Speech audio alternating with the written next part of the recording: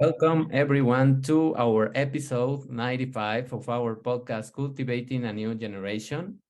In today's episode, I have an honored guest, Elle, and we are going to talk about become your future self now.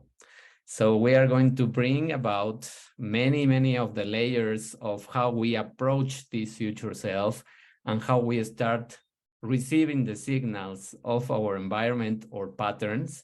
And we are going to go deep into this conversation. So I'm going to introduce Dawn. Dawn is an oracle to the most prominent women in the world. Through embodied soul leadership, she guides busy, successful women to release past trauma and programming to create their brilliant future. As a multidimensional healer and oracle, she finds the missing puzzle piece that's blocking their prosperity and next level. By owning their wholeness and purpose, women become impactful and masterful leaders and change agents. Her reclamation process combines psychology and spirituality to create sustainable information so clients become their own inner guru. Elle's style is loving while bold, which allows her to be a true sacred mirror. She provides various ways for women to work with her through one-on-one, group coaching, masterminds, workshops, her Facebook group, the Embodied Empress Collective, and retreats. She currently lives in San Diego, California, is moving to Boise, ID, and Boise, Idaho. Idaho. She has two beautiful daughters and an incredible loving partner. In her free time, you can find her traveling the world or hosting living room dance parties. You can connect with her on Instagram at Dawn L. Davis, on YouTube at Dawn L. Davis, and visit her website www.dawnldavis.com. So I will put all of those links below in the description of the episode so that you can connect with her.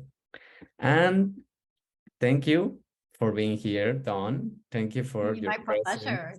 And for giving us this topic that we are going to dive. But before we begin this topic, I need to know, how did you arrive to this world of the collective consciousness and the things that we are doing to arrive to this future version of ourselves?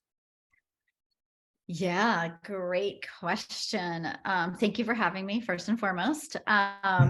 So for me to arrive at having a body of work that's all focused on becoming your future self now, it started because I found myself throughout my journey living a life that wasn't congruent with what the truth of my soul was. I was living a life that was very much from my past patterns, trauma, programming from my childhood.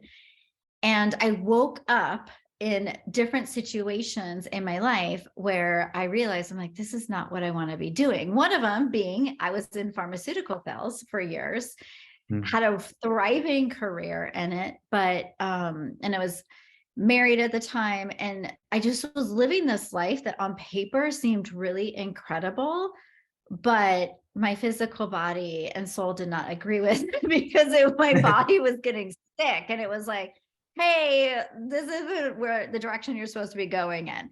So I had to have these initiations of being in spaces that I didn't like and thinking to myself, well, what do I want to do? Do I stay in it because it's comfortable and I'm making, like at that time in my pharmaceuticals, like I was making a lot of money. I was at the top of my game. Do I stay in this? Do I stay in this marriage because it's comfortable and safe?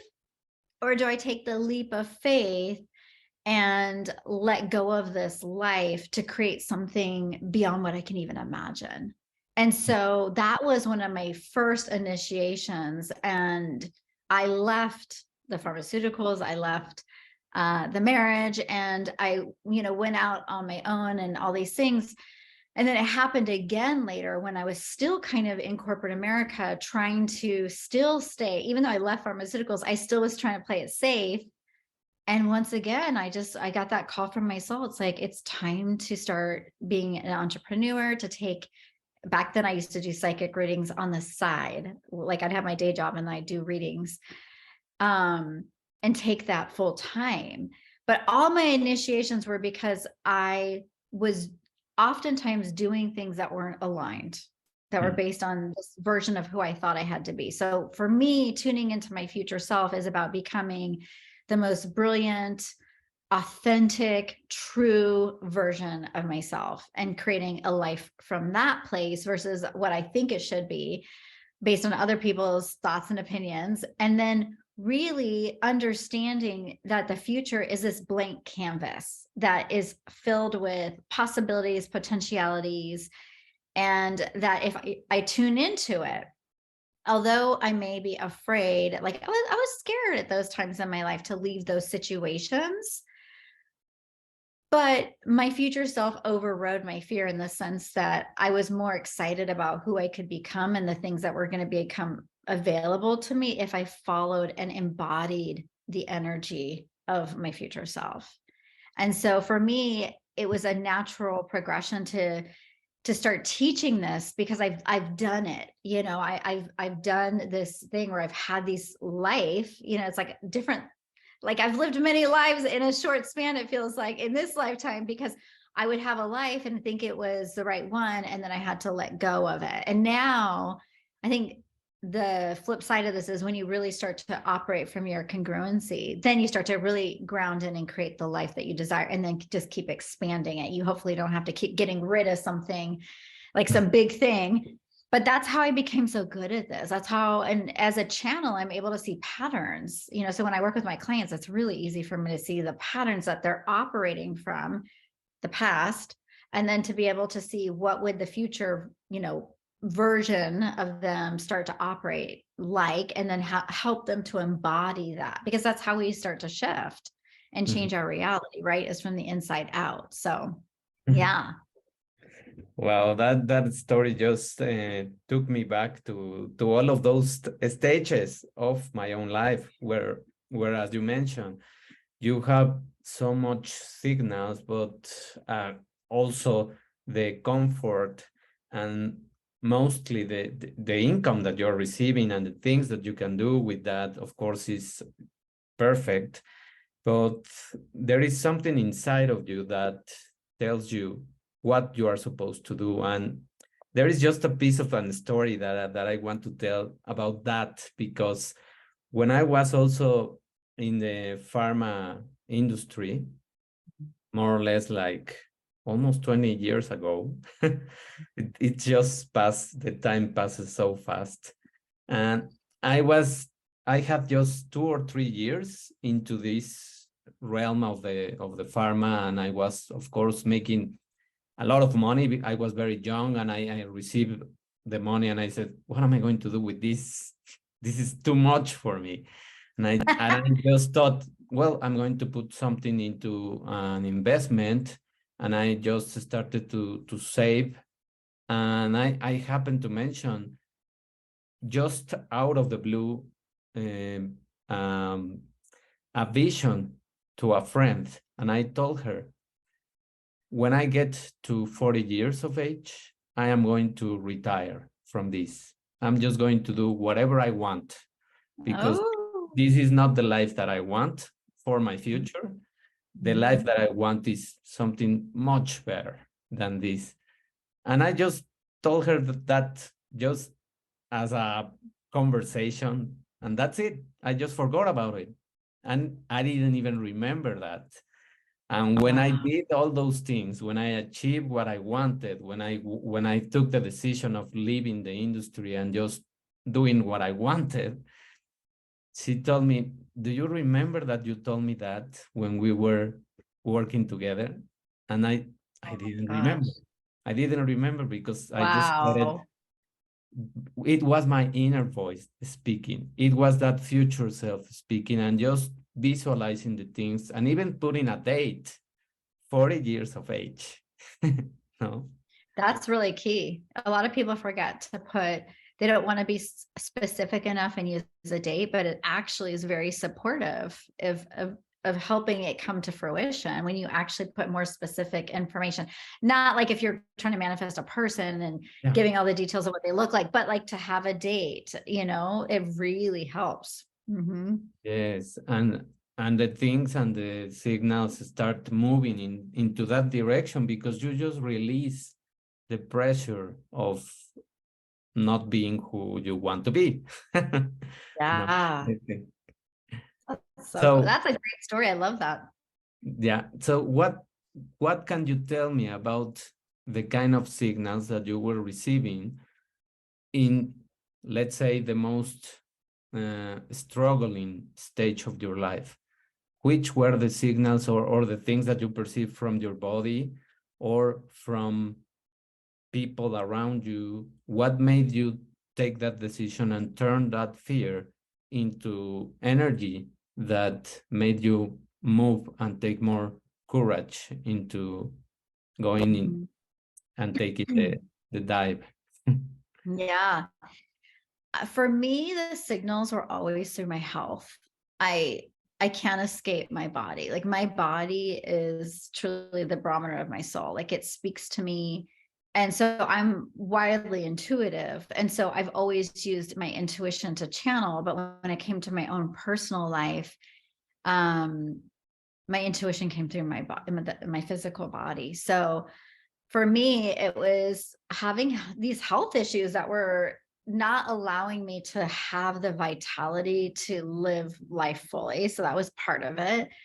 And then the other things, like I would get messages, like I'm sure a lot of our listeners, they probably get a message of like, I'm not happy here. This isn't what I really want. But I think the fear, like you were saying, overrides the truth. And so for me, it's kind of interesting because in my last long-term relationship that I had with my daughter's father, that I am no longer in, when I was in that relationship, I was getting messages and I knew that I wasn't supposed to be there kind of towards the end of it. I was like, I don't think this is my truth anymore.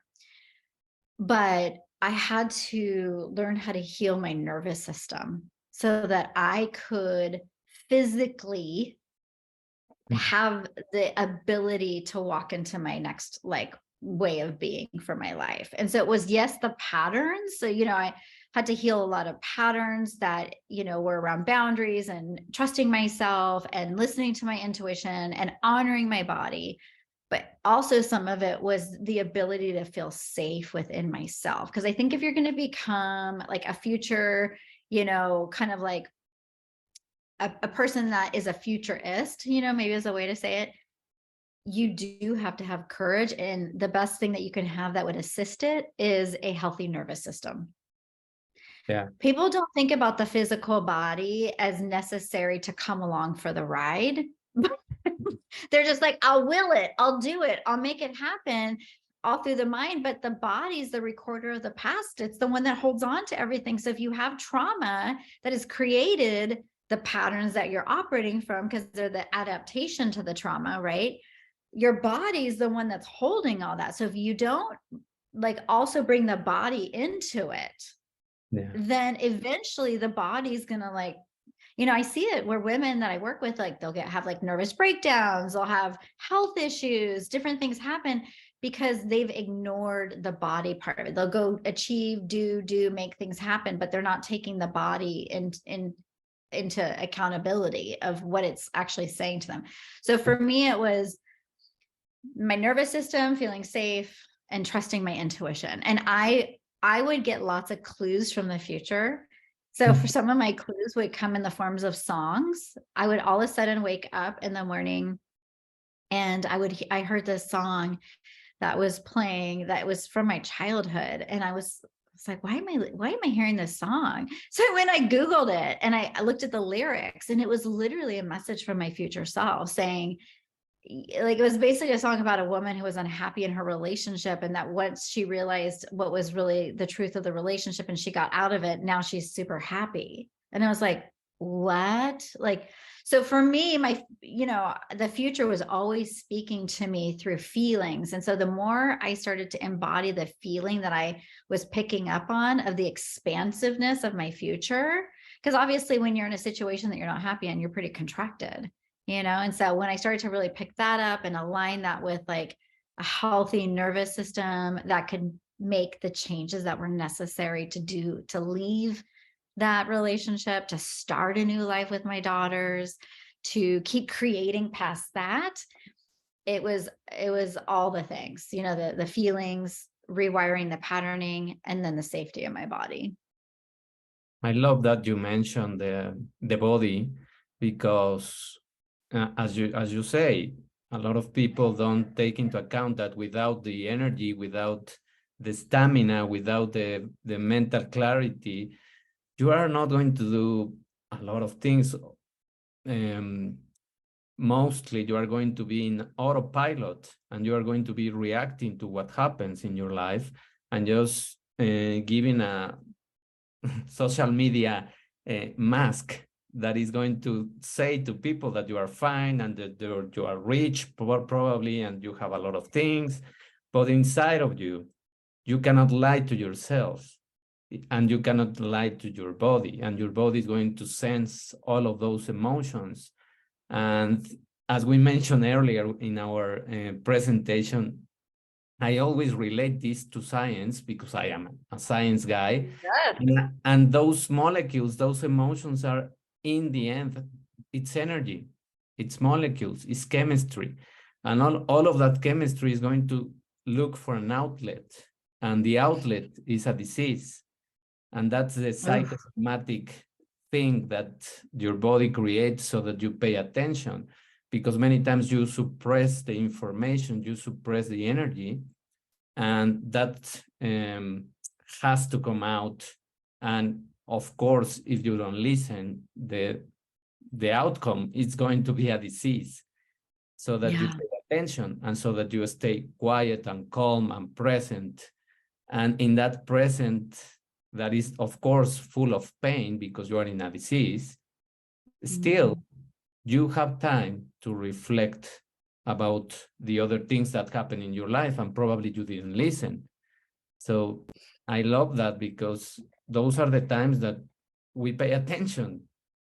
Sadly, is when our body is reacting to us, and is trying to tell us, you need to stop, you need to take a pause, and just reflect on the songs, on the people, on the books. For example, for me, the messages came by people that I met, or by titles of podcasts, or titles of books, or people that I just listened to a podcast, and the message just bring me back to what I was supposed to do, or to decide, or whatever it is.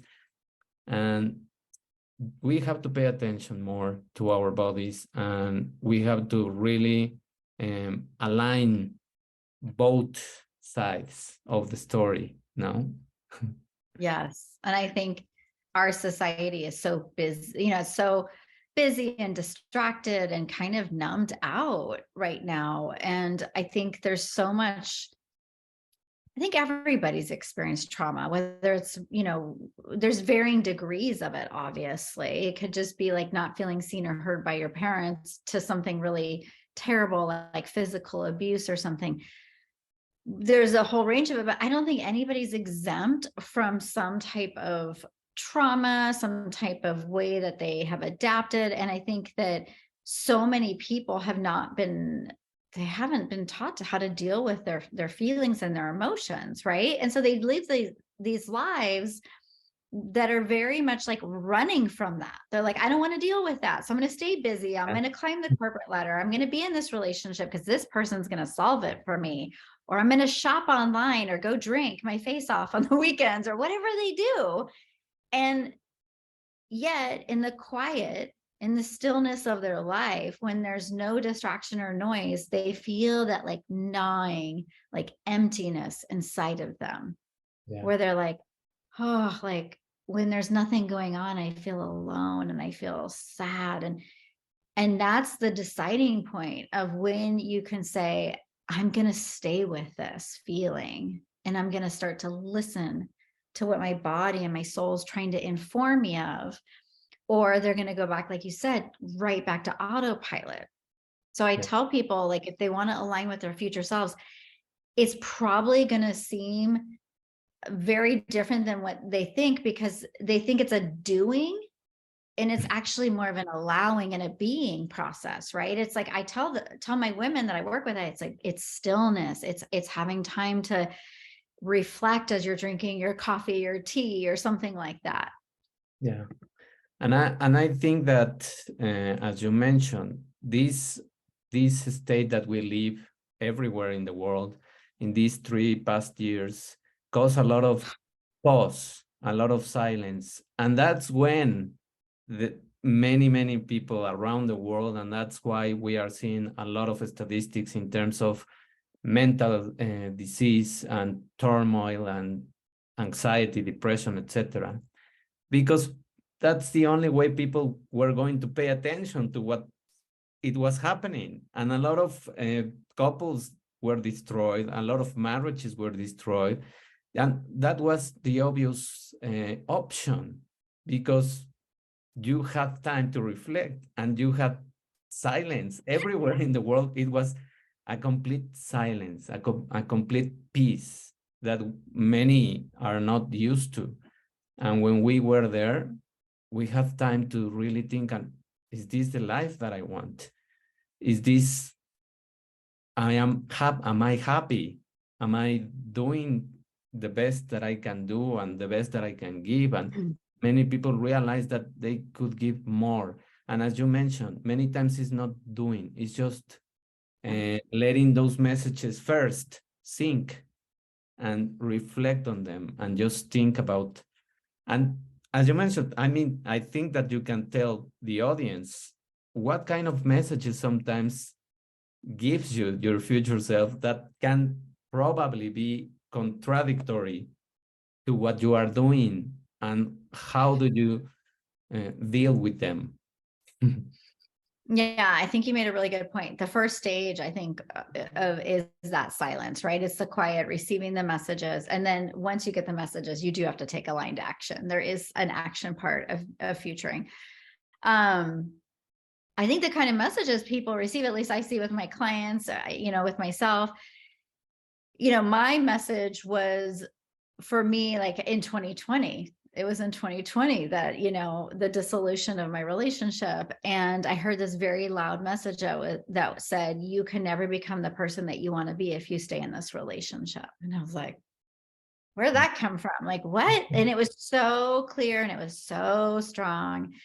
And I had to, of course, unpack that. But a lot of times the message will be contradictory to the life you're living, because it may say, if you're going to a job every day that, let's say you're making a lot of money and you have a lot of prestige, but yet you hate it inside and you just keep stuffing that down. But, you might get a message from your future self like, you got to get out of this job or you're going to get really sick. Yeah. And so there's messages that come in all the time. And sometimes it'll like prompt us to go do something really out of our comfort zone, because our future self wants us to experience something along the journey that would open us up to our next step, right? So intuition works in such an interesting way, because you might get this hit to be, oh, I should go on this vacation to this place in particular because there's something there for me. And it could feel very contradictory to like, well, but I always go to Cabo San Lucas every year. And it's like, nope, you got to go over here instead. And if you don't listen to those soul prompts, you miss the redirection that the soul is trying to take you in. You miss the opportunity to start to align with your future self, because the thing with your future self is she or he is always guiding you along the way. They've already done this. They've already done the very thing that you're afraid to do. So they hold the wisdom. They're a wisdom keeper. And if you just start to listen to them, then they're going to give you every like prompt and every step that you need to start to move forward in the new direction. You have to take action. Yeah, I was just laughing and smiling because what you mentioned It's just some passage of what happened to me. I had to take a vacation at some point when I had a very, very, well, depressing for me end of a relationship. It was a relationship with someone that had 15 years older than me. Okay. And I really loved this person. And but the thing about the age is that I was not going to be able to have children with her, and she didn't want me to stay with her because I was going to not being able to be a father. And I at that time I didn't really know if I wanted or not. I had Mhm. I was confused. I didn't know. So, Mhm. but she was very direct in ending the things, and I was not happy with that. And Mhm. so for me, it was a very painful experience. And the first thing that came to my mind is going away alone to a Mhm. trip into a beach where something that I never have done, and something that I was afraid of doing because I was afraid of being alone in a trip. And Yeah. well, inside of Mexico, because outside it was easier for me, but inside, I don't know why it was more, I was more fearful. So I went into that trip, and during that trip, of course, I cry a lot of days, but I was reading a book of the Dalai Lama about the path of uh, the art of happiness, or I don't remember really the complete title.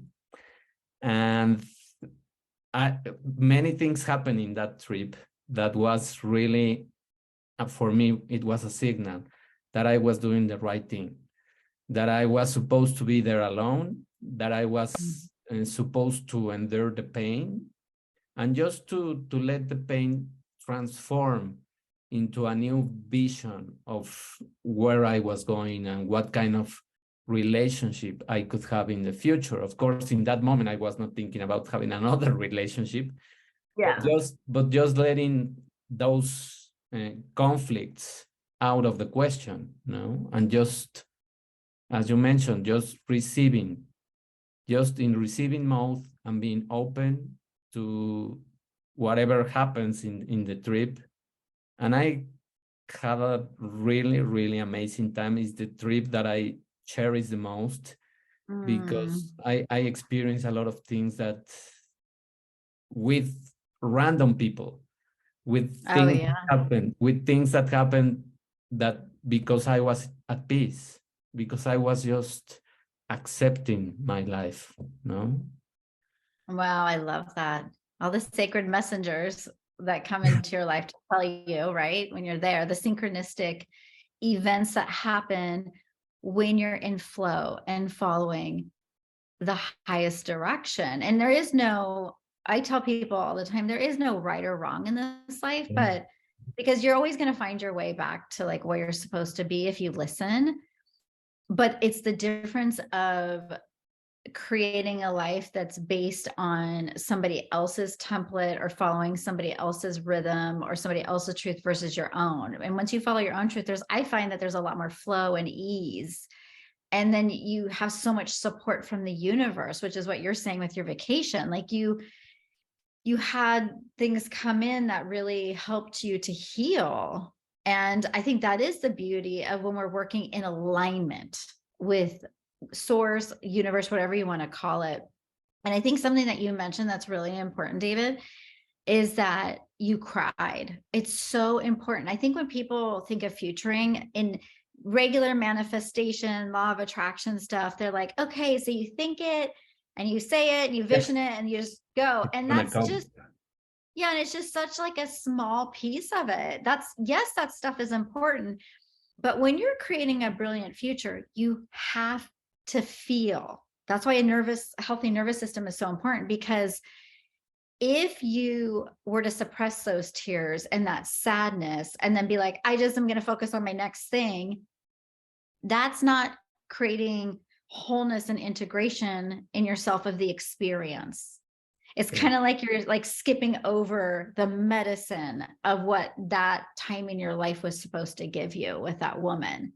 So by experiencing it and mourning it and grieving it, that's part of the brilliant future. I tell women, because they're like, well, I don't want to think anything negative, or I shouldn't show up, in this emotion. I said, no, that's not how you create future, like new futures. It's actually through grieving and letting go, but then being able, once the energy has moved through you, to redirect and to refocus on where you want to go.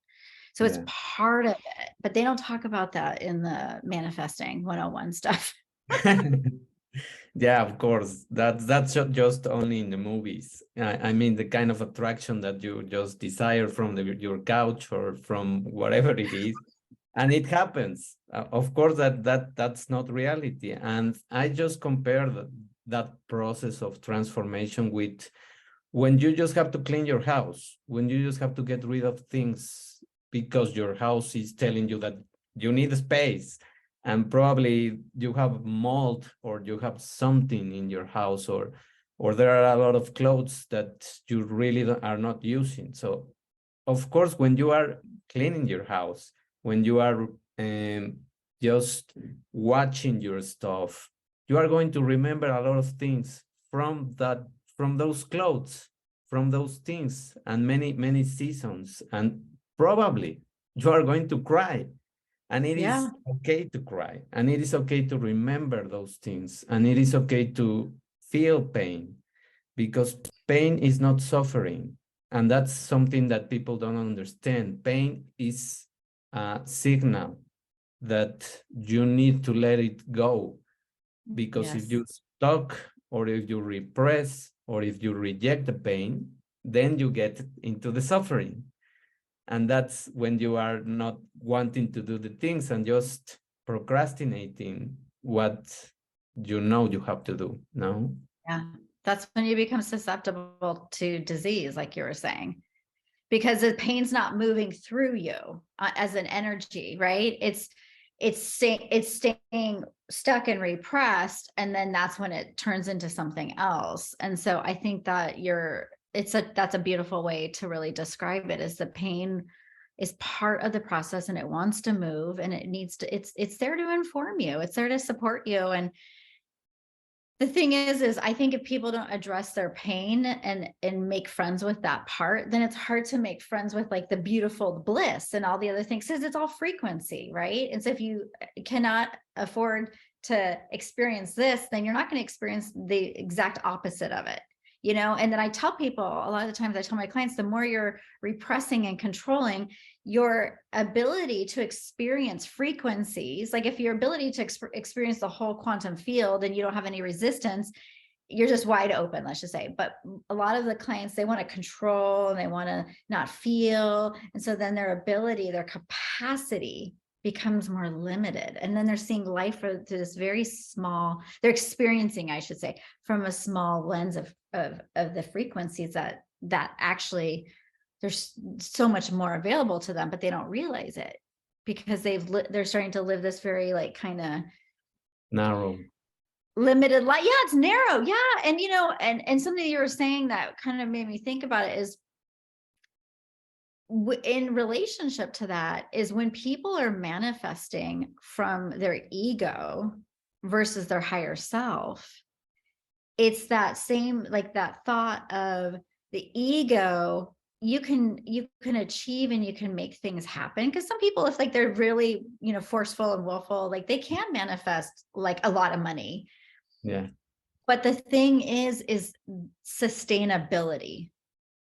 Because over time, if you're doing it from a pattern that is not healthy, you won't be able to keep it up. It'll, like, you see people that'll get a lot of money or they'll climb the corporate ladder and then they get sick, or the thing happens, not because they're unlucky, but because they did it from the wrong like place inside of them. So futuring is coming from that really embodied, healthy place inside of you. That's your heart, but it's coming from you being able to sustain the frequencies and not live from this very narrow, kind of small, limited, capacity, but to expand your capacity so you can continue to receive limitless stuff. Yes, thank you, and beautiful reflection.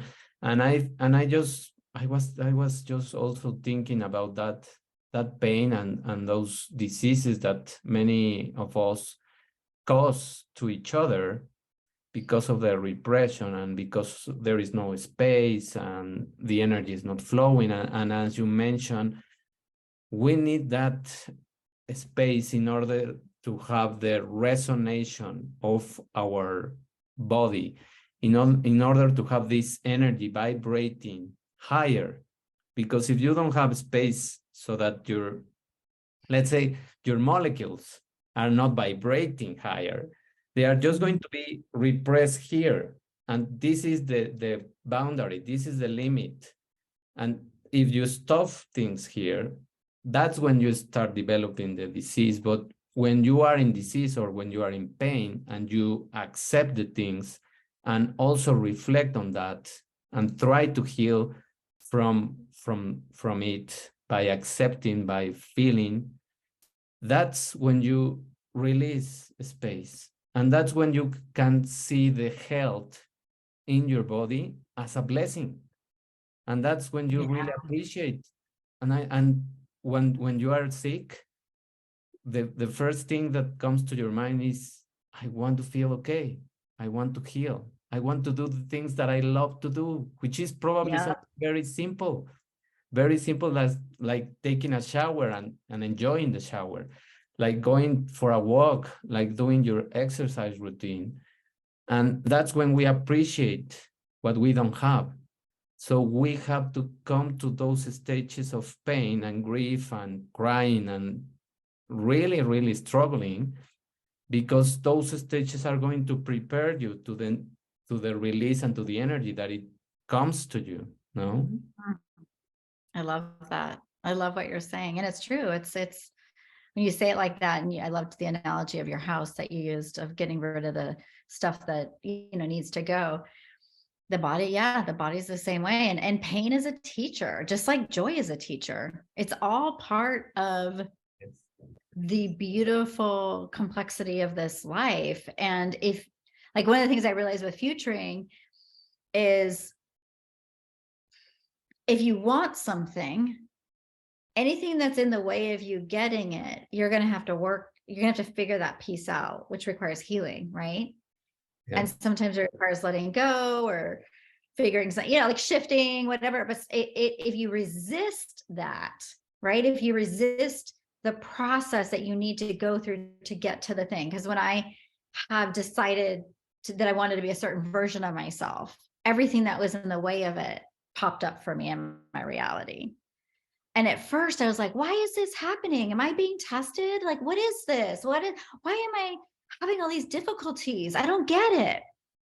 And then as I went more on my path and stuff, I was like, I'm not even supposed to resist any of this, because this is part of me getting what I want. This is part of the journey of who I need to become in order to be the vibrational match to receive the very thing that I've been asking for. But instead, people are like, this is awful. This is too painful. So they push it away, right? And then they delay the receiving process, because the very thing that's like the universe is divine intelligence, right? So there's the things that are coming for you are not to like punish you, but to actually support you in the growth that you need to become the vibrational match to the things you want. Mm-hmm. Yes. And I think with that, we can wrap up the topic about this futuring, because just the last reflection that you made is the formula. If people want a formula, the formula is face the pain, feel the feelings, cry, struggle, and accept the present moment. I think appreciation and acceptance is also some key factors for that formula that you really need to encompass, so that you open the space as you mentioned, and so that you really attract the energy, but with action on yourself, in terms of being grateful, in terms of not complaining, because as you mentioned, when you complain, when you reject, you are just telling the universe, well, this is not for me. I'm not ready. I don't want that. So instead of, love that. or just catch Yeah. yourself. Of course, you are going to complain. We are humans, but just catch yourself when you are doing it and try to see why you are complaining and what is it that you are not feeling. No?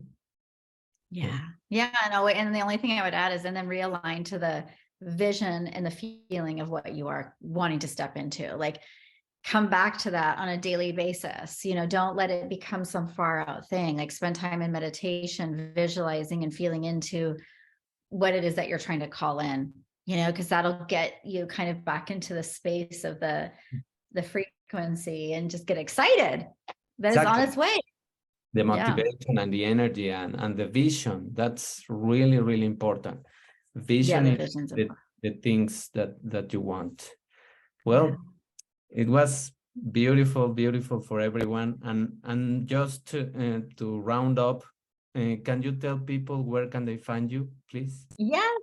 So my website is Dawn L. Davis, and you can find me on Facebook and Instagram and YouTube, all same name, Dawn L. Davis. And so I would love to connect with you guys. And thanks for listening and getting excited about the possibilities for your future.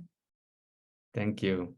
Thank you, Dawn. And thank you everyone for listening. Thank you for connecting with us. Of course, we are eager to know what your questions are, your reflections, and what you think about this topic. And just reach out to us in any of the social platforms. Thank you. We will listen to each other on our next episode. Thank you, Dawn. Thank you, David. Bye. Bye.